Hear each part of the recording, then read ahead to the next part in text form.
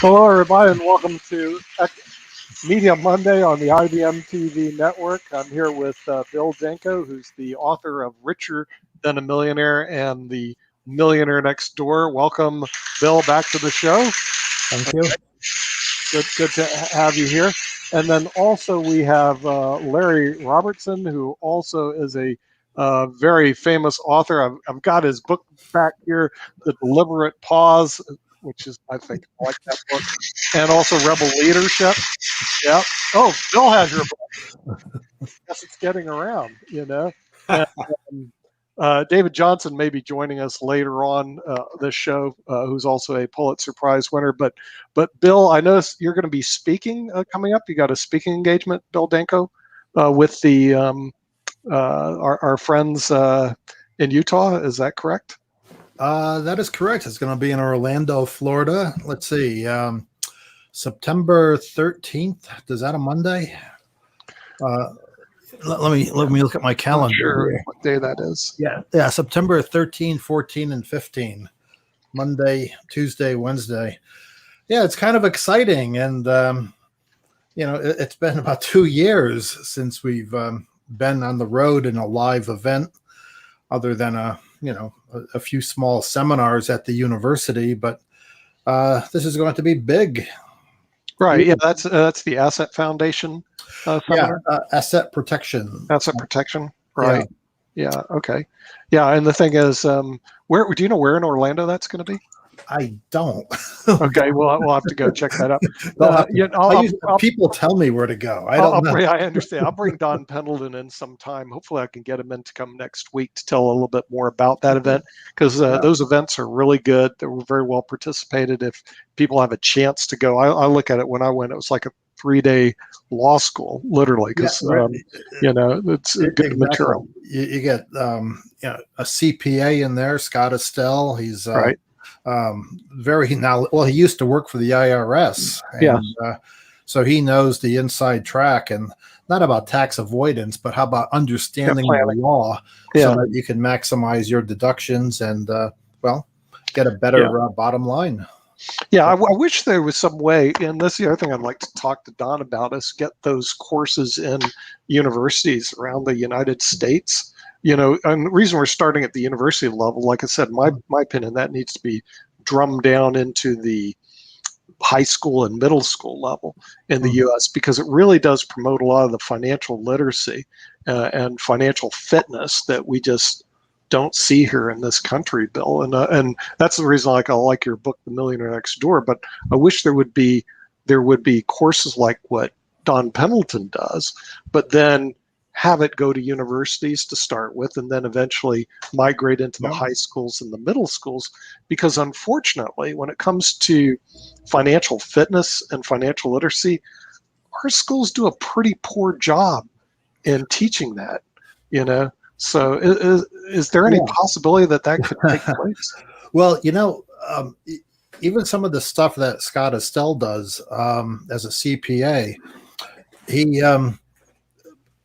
lays out, okay, how do you do your record keeping so that you can withstand an audit?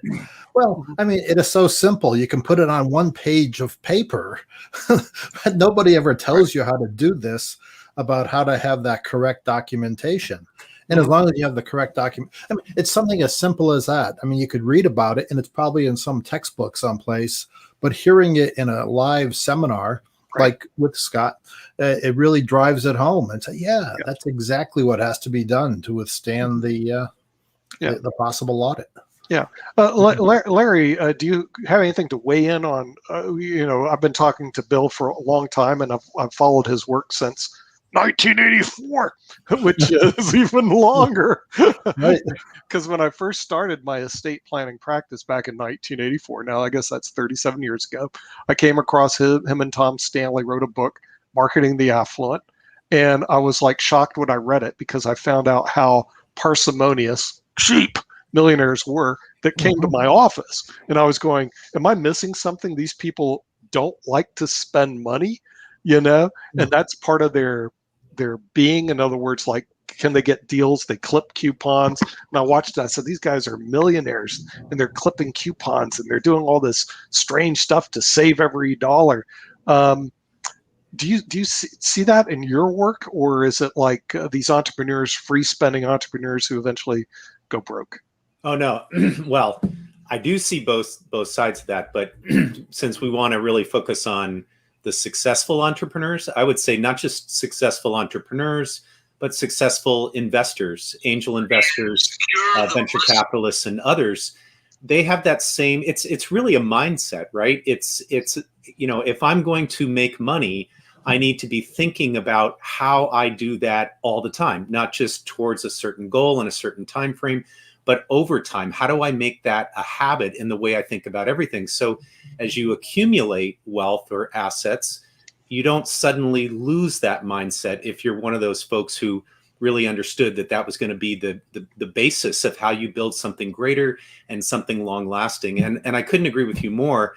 It's disappointing that there are some programs, believe it or not, that actually are trying to teach some of these skills and expose people to them at a very young age. The youngest I know is sixth grade, and it's kind of a middle school program, and then it evolves up through high school. And there are several of those around the country, but they're isolated, they're privately funded, and they really haven't spread a lot beyond their communities. And it's a shame, because what I found when I was teaching at Georgetown in the MBA program was I had to go backwards. I had to take those students who were in their mid-20s to mid-30s on average and teach them these things that they had never learned, teach them about what happens in the real world versus philosophically, how do you start a business, how do you create wealth, how do you create value was really more of my emphasis. Mm-hmm. Yeah, and the thing is, I found that to be also a problem. In other words, this is the reason I like Don Pendleton's work, because it's practical. You know, when I got my MBA, they taught a lot of things, but they were not practical. Okay, in other words, marketing, we're going to do market segmentation. You know, there were buzzwords like market differentiation. Okay, I know you're laughing, Bill, but this is but to me it was more I'm valuable. guilty of teaching that, you know. Yeah, but it was more valuable to me than what I learned in political science. I left political science because I was going, this is like worthless. I mean, there's no job at the end of the rainbow getting a bachelor's in political science at the University of South Florida, sorry to say. But at the end of the day, you hit the only thing I could see is to hit the unemployment lines. So I quickly moved over to get the MBA, and I go, well, at least it's somewhat valuable. But still, even when it comes to marketing, I was going, they never gave me the nuts and bolts of what to do next to market the product. Yeah. Market segmentation, market differentiation, and all this other theoretical stuff is wonderful, but there was no nuts and bolts attached to it. And this is what Don does. He actually says, okay, these are the nuts and bolts of what you actually have to do. Even something so simple as to set up a corporation. They go over a lot of corporate law over there. Now, the thing is, I actually took a lot of corporate law courses, but in law school, in the MBA school, you know, I don't know about you guys, maybe you at Georgetown, were there corporate law classes offered to the MBA students at Georgetown? Yes, actually there were. And really? In reverse, if you were in the law school, you were offered some of these MBA courses. And, you know, so things like that are a positive sign. And yet I wouldn't say that it's infiltrated the whole design around, we're talking about an MBA, you know, it was so interesting in most of the MBA programs that I taught in, because in addition to teaching at Georgetown as an adjunct, I also would guest lecture in other programs. And it was always fascinating to me that there was this rush to point students towards, well, let's pretend you're gonna actually start a business, or let's start a business. Let's jump right to the idea, and you gotta have your idea, and you gotta be going in 2 weeks.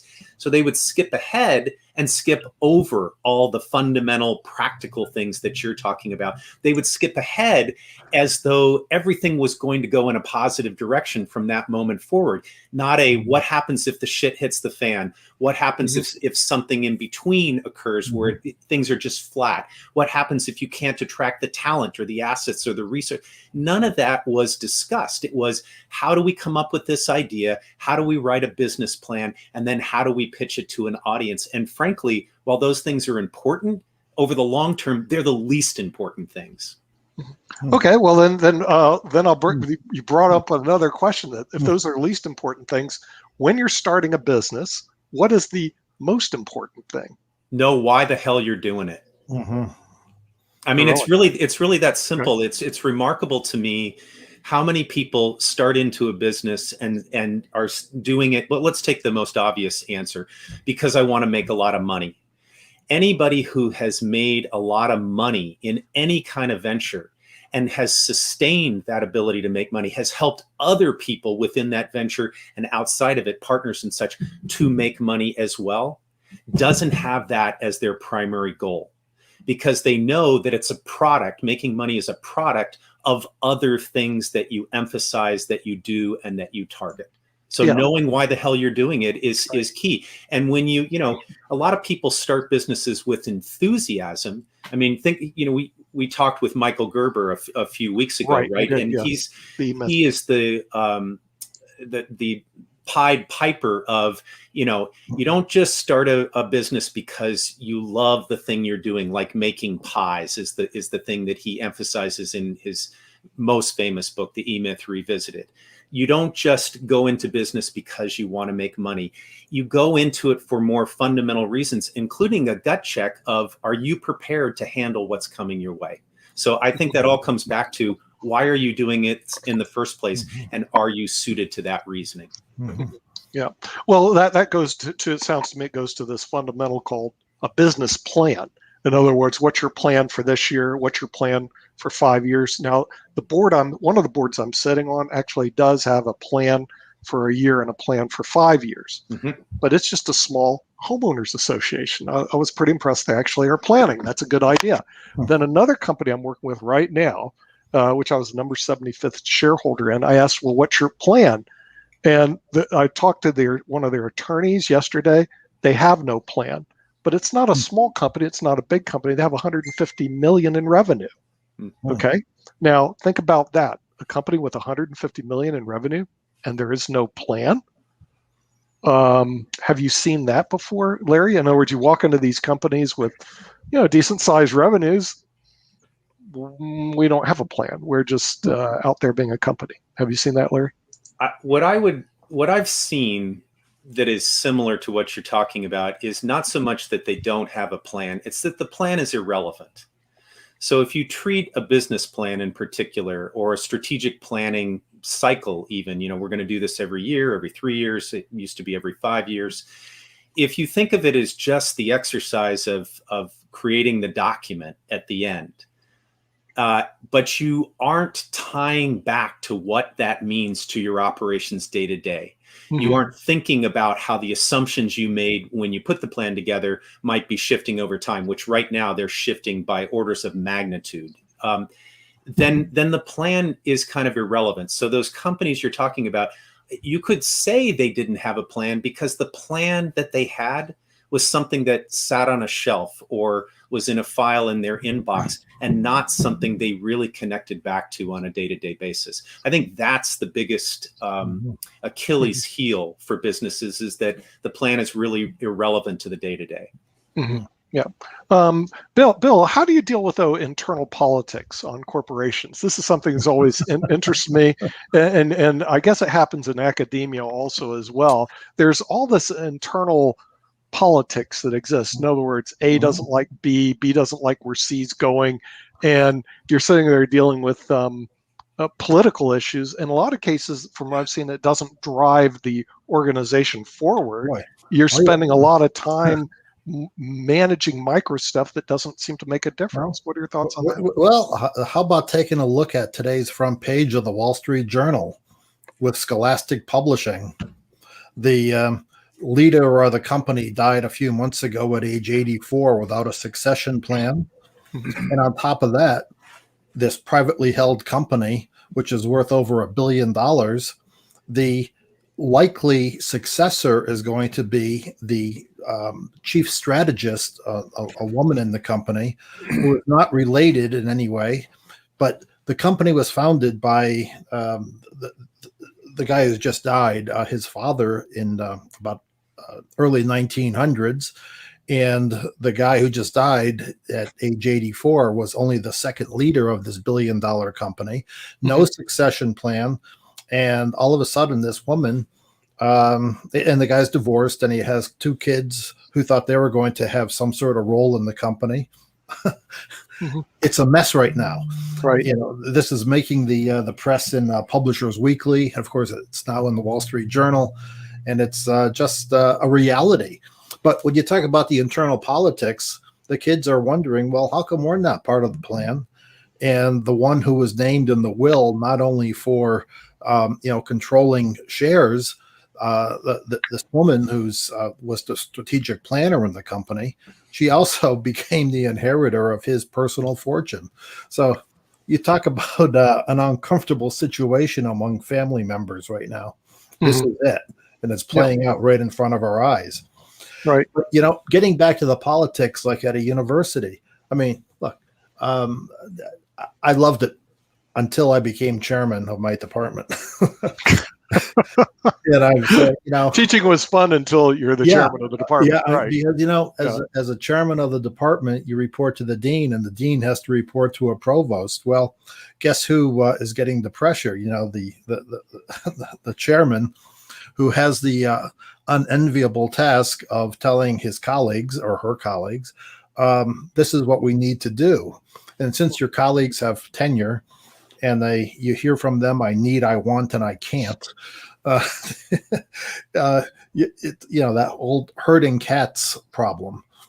How do you get people who have that, tenure, which is a good thing, but their attitudes sometimes can be tricky to work with, unfortunately.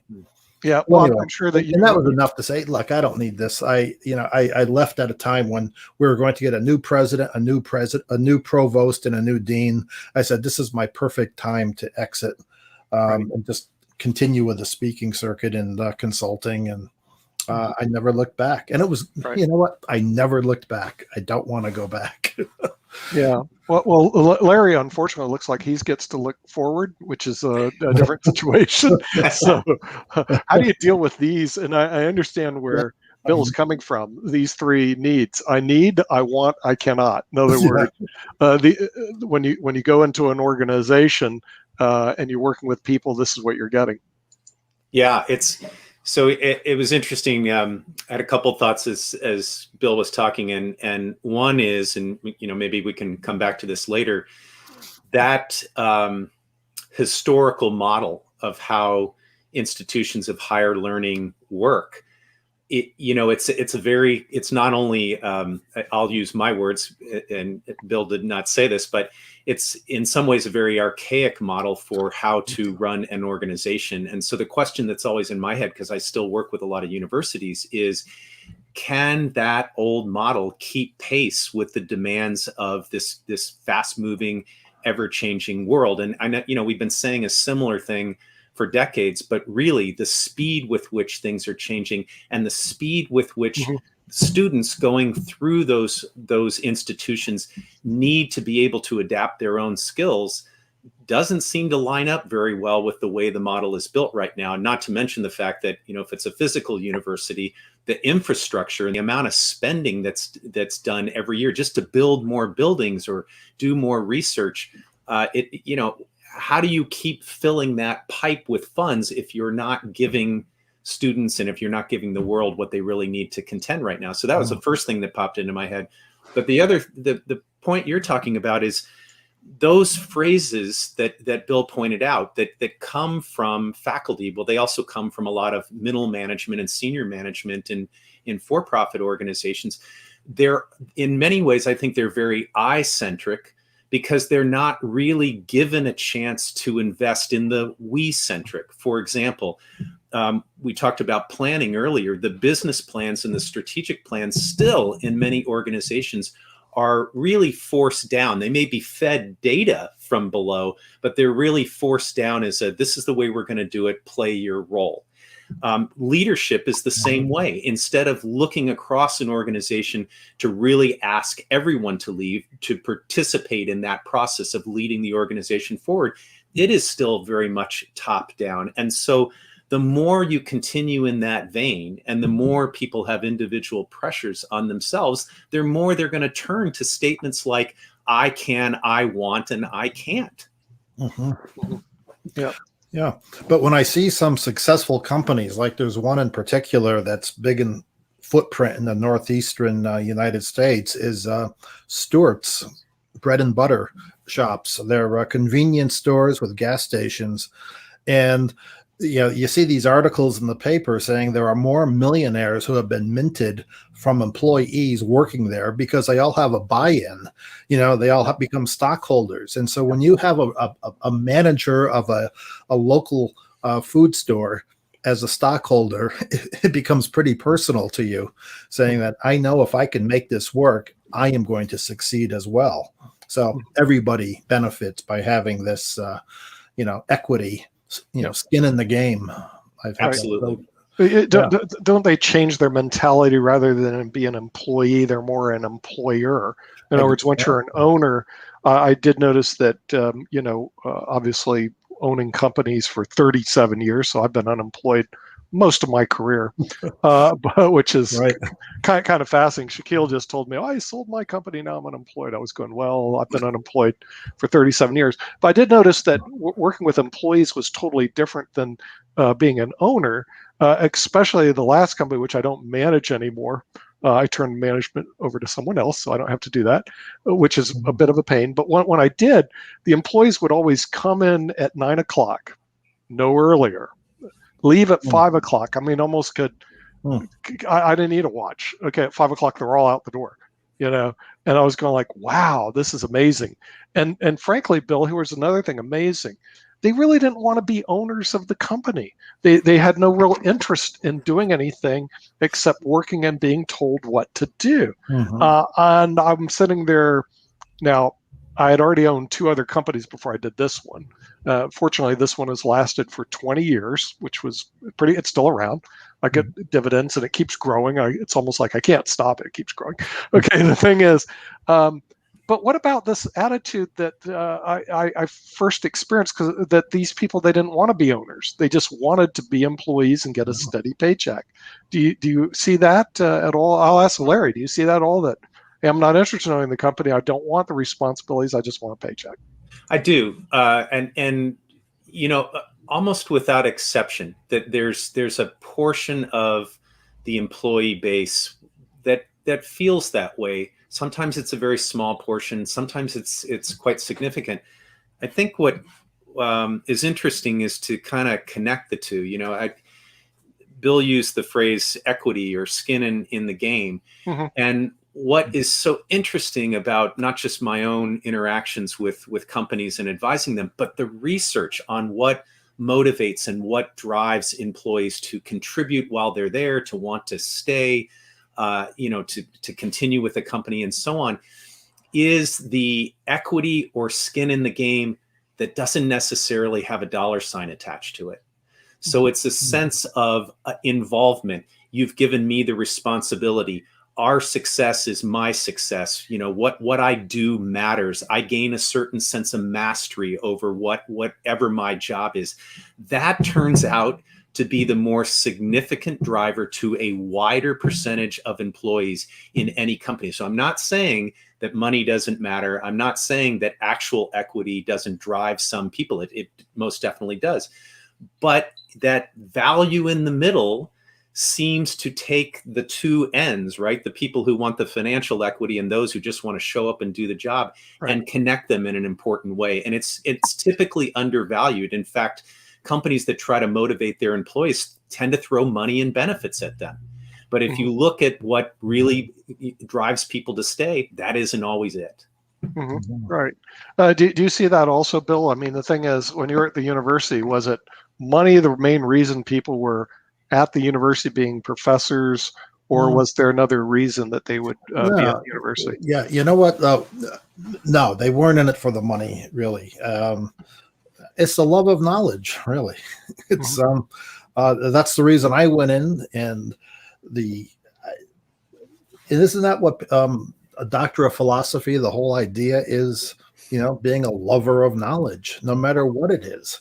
Yeah. It's now, of course, there are some entrepreneurial faculty who, exploit their degrees in a way with, patents in their name, and what the heck? I don't begrudge that, but what I'm saying is most faculty are pretty honest shooters about why, you know, they're doing the research at the.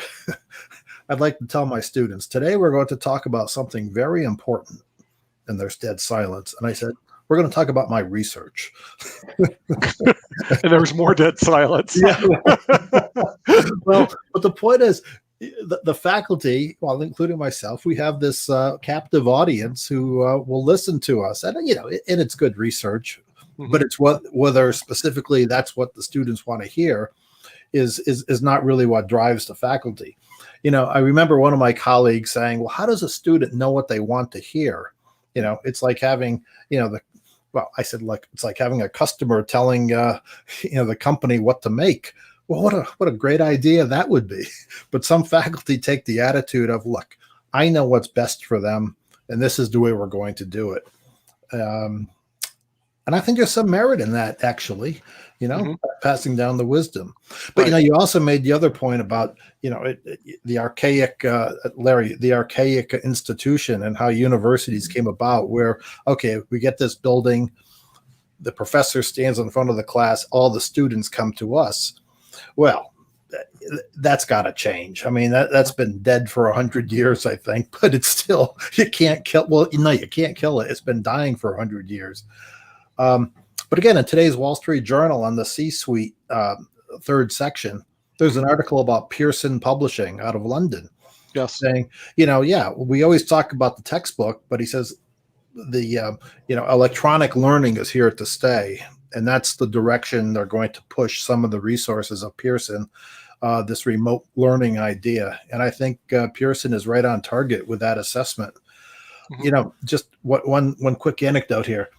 One of my undergraduate students at the university, she was an exchange student from the University of Würzburg, Germany. And then she went back to Würzburg, and then lo and behold, she got involved with a PhD program at that university.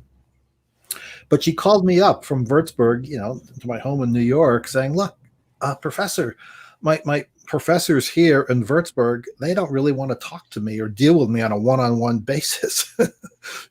I need somebody I can actually talk to and bounce ideas off. And that's one of the things that I think American universities have that most other universities do not have around the world, where you have access to the faculty on a personal basis. And that can make all the difference with a motivated student, I think. Yeah. It's interesting, Bill. All of the things that you just said link to something that I'm just fascinated watching, and it's this rapid emergence of what many I'll call them brick and mortar universities are calling their global campus. So they're going into a different market for their services. They're following the lead of those that were purely or almost exclusively digital, the Strayers of the world, and so on, and targeting people who came out of high school and went straight into some kind of job, but now they want to go back and earn a degree, or people who are coming out of the military and they either want to earn a degree where they didn't, or they want to add to it in some way. And those are the primary customers of a lot of these global campuses. So that, like here in the Northern Virginia area, the University of Maryland has such a campus. I know that the University of Arizona just purchased Ashford University, which was a completely online university. So it's fascinating as they go that direction, because they're absolutely embracing that digital sphere. They're also seeing this entire new market that wants higher education. They just don't want it in the same form or at the same price. And these universities that are adding that are, in theory, at least on paper, they're building this hybrid of, we recognize that the old archaic way isn't going to go away, and by the way, has some benefits to it, but we're going to go after this other market simultaneously. I think it's still yet to be seen how that plays out, but it is the fastest growing market for higher education, is this online and this hybrid. Yeah, I agree. And, Google has recently come out saying, look, we're going to create a series of certificate programs, and they can hire their own faculty to do this, and it'll be done digitally.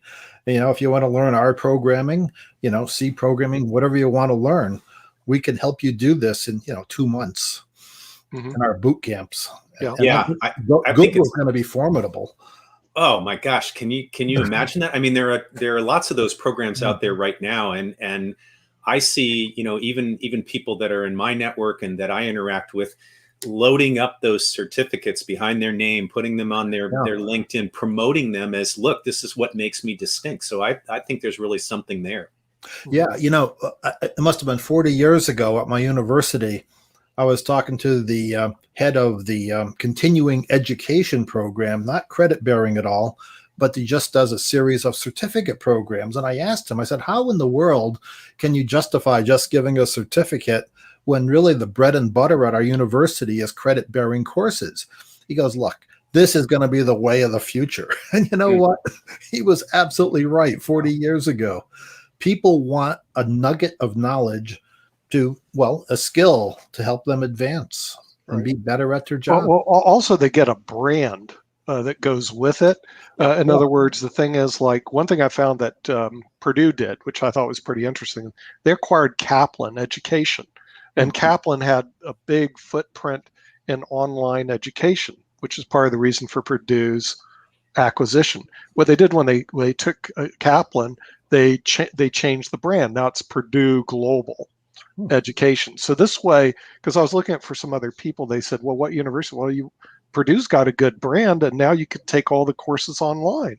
So the university, at least Purdue University, creates a international footprint basically by doing Purdue Global, by reaching out internationally through online education. Right. I'm not sure how traditional education is going to be able to compete with that branding. In other words, being able to take a brand and basically scale it internationally, which is what they're doing with Purdue Global. Which brings us to that current problem right now of $1.7 trillion of student debt right now, where students say, well, I have to get a 4-year degree. I have to do this. This is the way society expects me to act. Well, all of a sudden, a debt that's not going to be discharged gets your attention, or maybe it will be discharged when the Congress gets done with it. But but it's pretty hefty debt that students get into. And I know the university I went to, at the University of Miami, I looked at the numbers, Bill, and I could not recommend somebody go there that's paying the full freight, unless, because I did go to school with a lot of people that came from extremely wealthy families, and frankly, it wouldn't make a difference. $50,000 a year, go for 4 years, it's $200,000. These people, some of them were billionaires, some of them were worth 100 million, some were 10 million. So their parents have to cough up 200 grand. So what? Yeah, right. It doesn't make a difference to them. Okay. So a lot of the people I went to school with, frankly, didn't make a difference. Stuart Miller, his dad owned the Leonard Corporation. Leonard Miller, they were already worth 100 million. Now Stuart's worth over $1 billion. So they spend 50 grand a year on education. Who cares?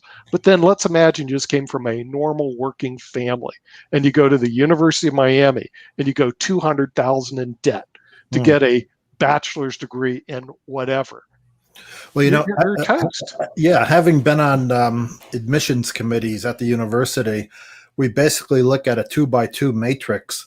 How smart, very smart, or okay.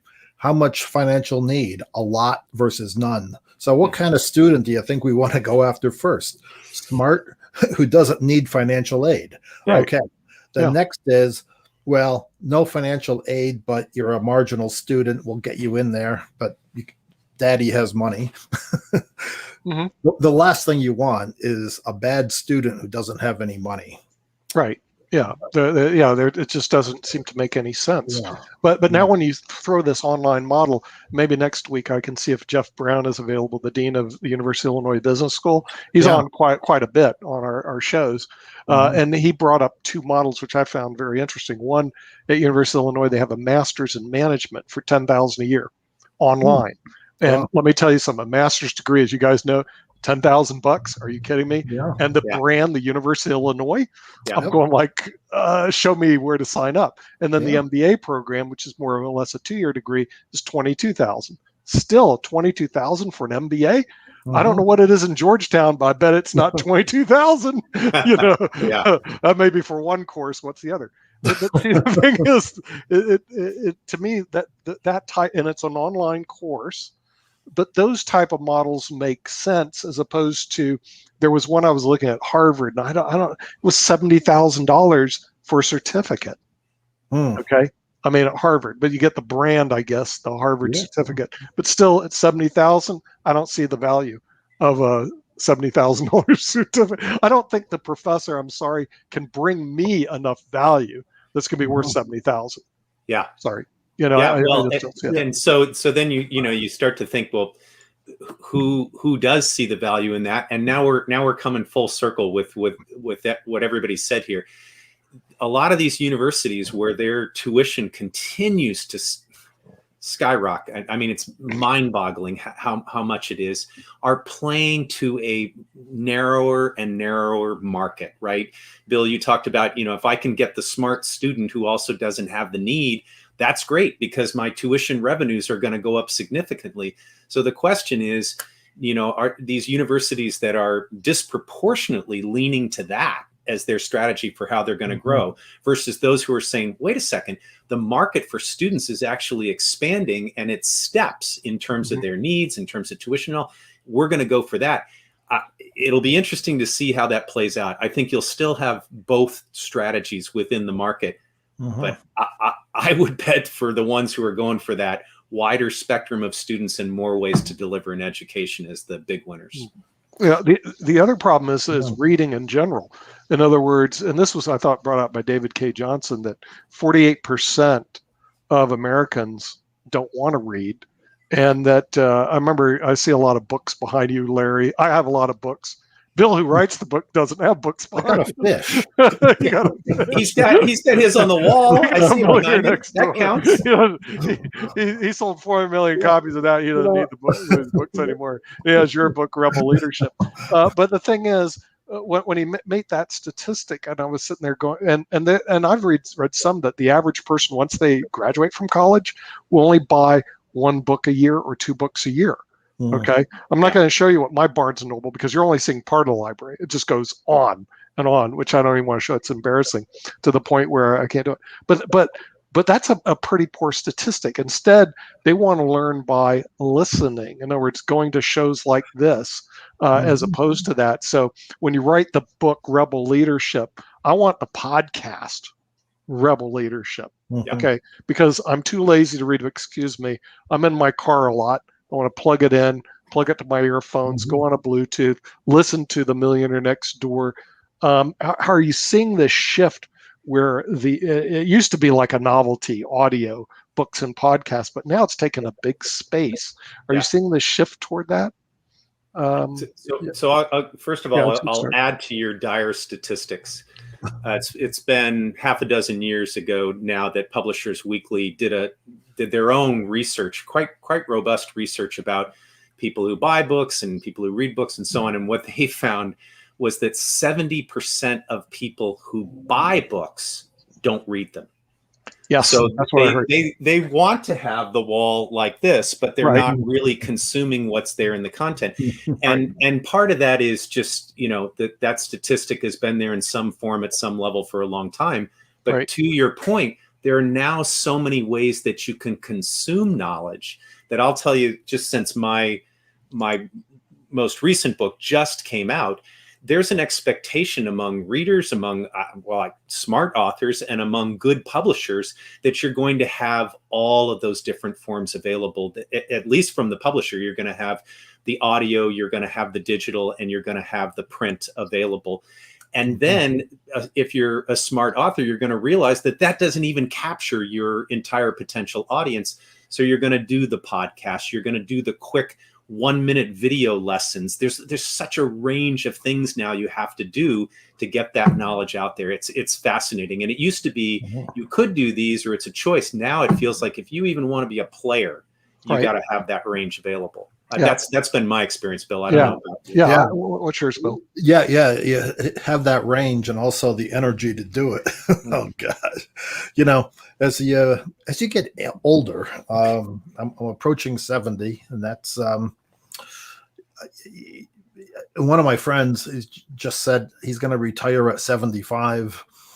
Another one I saw just recently is now 88 and said he gave up everything at age 70.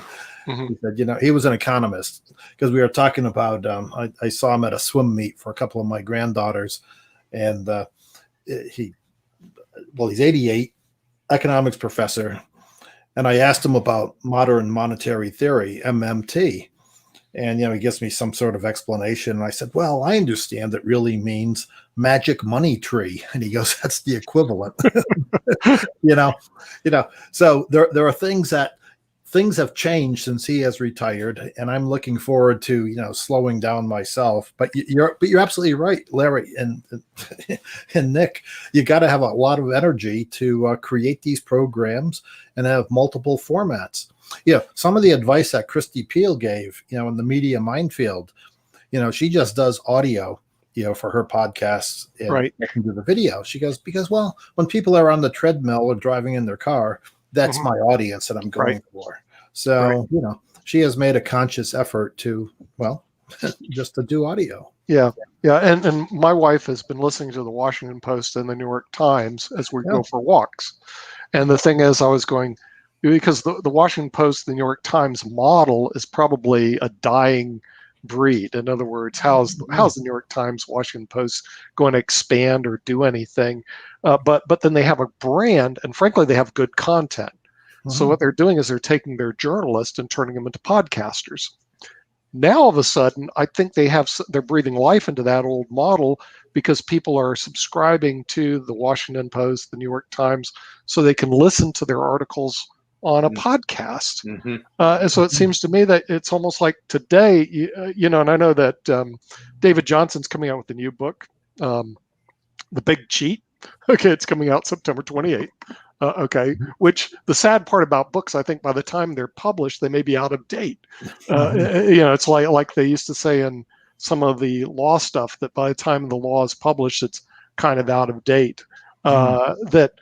But if you supplement it with like a podcast or a multimedia video cast, I think it's almost, you have to do that today with books. But again, I'm not in the book industry. Well, like Freakonomics, Dubner and the other guy who are Freakonomics, but their podcast is wonderful. They take a vignette and they, say, oh, gee, that's kind of quirky. Maybe I should go buy the book. But it's right. Yeah, and Malcolm Gladwell did the same thing. He publishes his book, and he publishes basically a podcast on the book simultaneously. So I think when books come out, or they start marketing it, they're going to market it in a multi-level media format, or even actually do like where we're doing. You post it on YouTube, Facebook, LinkedIn. In other words, you go after all the social media sites. And what I also found out, the social media sites are broken down into social media groups. So you can really target your audience, which you couldn't do even years ago. And this is what I'm saying, the landscape keeps changing. And I even saw that in the marketing area. We used to market a lot through emails. Emails, first of all, I did newspaper ads. Then you move over, newspaper ads became too expensive. Then you move over to emails, and then emails, you got the ISPs start knocking you down. Now the thing is, you have social media groups, which didn't exist even like 10 years ago. So I can take my marketing budget and just hit my target audience, the people that So are. you see those lessons in your program about market segmentation were really Yeah. true. Yeah, they were. Okay, you're right, Bill. They were really true. Okay, the only problem was the implementation of it keeps Yeah. changing, Yeah. and the thing is, the nuts and bolts weren't there. In other words, and some of the nuts and bolts are also just cost per click, cost per ad. In other words, this is what I'm talking about, the nuts and bolts. In other words, what's the cost for acquisition of a client?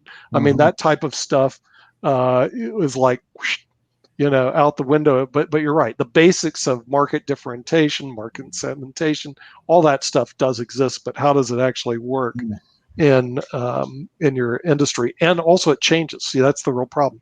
6 months from now, it could be all different. In getting back to the so-called archaic university model, one of the things, though, that's come up before in our programs, actually give some students some hands-on experiences. I know at the university at Albany, where I was teaching, we had the MBA field project, where for a modest fee, an organization will fund a student project that will be directed by a faculty member. And in my case, it'll be a marketing project. And we've worked for organizations like Kodak and General Motors and some of the large banking organizations. And the other areas in finance would do projects with municipal finance and bond rating agencies. My point is, the students who get these hands-on experiences, it's a real resume builder, and it gives them a leg up when they say, "Holy smoke, a lot of things can go wrong." Right. That's probably the best lesson. Yeah, they learn. Yeah. Well, I mean, when you talk about Kodak, because I keep looking at buying their stock, and my problem is that I don't see the plan. In other words, we go back to business plan. What's your business plan for Kodak? I don't see any plan. With New York Times, normally I'd go, why would I buy a stock in a newspaper that newspapers aren't going anywhere? But if somebody came with a plan, well, we plan on leveraging our brand into podcasting, leveraging our brand into other things, repositioning our journalists to be podcasters, which they're doing right now. I can see light at the end of the tunnel. Problem I have with Kodak, Bill, I don't see any plan. I mean, I see a stock. It looks like a low value, a value proposition stock, but bloody, what's your plan? In other words, what you guys going to do for an encore? Yeah, I remember. Who wrote In Search of Excellence? Waterman and Peters. Yeah, Peters, right. Yeah, right. Again, that's probably a book that's 30 or 40 years old, maybe even older. I don't know. But I remember reading it, and he talked about Kodak. He said one of the problems at Kodak is they have a whole bunch of MBAs sitting up in a tower doing groupthink. Oh, really? Yeah. Okay. So we have this, this mediocre solution that is created where everybody has to buy in. So yeah. Well, I mean, that also got me about working with corporate America. Fortunately or unfortunately, I work with them. I don't work for them, which makes a difference, because then if our relationship, as they would say, doesn't go right, I just go to another corporation, work with them. And one company that we did a lot of business and still do is a $70 billion company out of Indianapolis. And we sell pension plans. Okay. Real simple corporate pension plans funded by insurance companies. All right. Now, here's the thing that we got back from one of their executives in the life division. We don't want to sell life insurance that way. We want to do it on the kitchen table with Ma and Pa Dunbar. Okay. Unfortunately, our plans don't go to the kitchen table. They go to a doctor or a business executive. But because this guy was adamant against, we weren't selling a lot of their product. I'm just dead serious. This happened with National Pension Partners, one of the companies I own. And then, what happened was, you love this, only in America, this guy got involved in a sex scandal. In other words, when he was going on corporate trips, he was literally hiring, what do they call it, when you hire workers that come to your room. I don't know what Escorts. they are. There we go. Thank you. I need a subject matter expert. Thank you, Larry. I need a subject matter expert. Thank you, Larry. Okay, so the thing is, they're hiring escorts. Okay, so corporate got a hold and they fired him. Okay, so now he's gone. They brought a new guy, and he goes, "Well, I like corporate plans. I don't see anything wrong with them." Now we're number one in the company, and I was going like, unbelievable. But what got me, I guess, for an $80 billion company shooting themselves in the foot with an executive. How can that happen in 2019? Because I said those guys were removed a couple of years ago. And then I want to look at Kodak. I'm going, how can corporate America, who should have the ability to hire the best and the brightest, how come they end up with mediocrity? It boggles my mind coming from an entrepreneurship, Larry, which you should appreciate, that the companies I start with nothing. Yeah. And then all of a sudden they're multi-million-dollar companies. Do you know how hard that is? Because you have no brand, you have no clients, you have no cash flow, you have nothing. It's called bootstrapping. I've done several of them. Okay. And you bootstrap it to a multi-million-dollar company. That's very difficult. I'm very envious of a company that already has millions of dollars and they screw it up. Yeah. Talk to me. How can let an entrepreneur into Kodak, baby? They'll turn that sucker around in New York minute.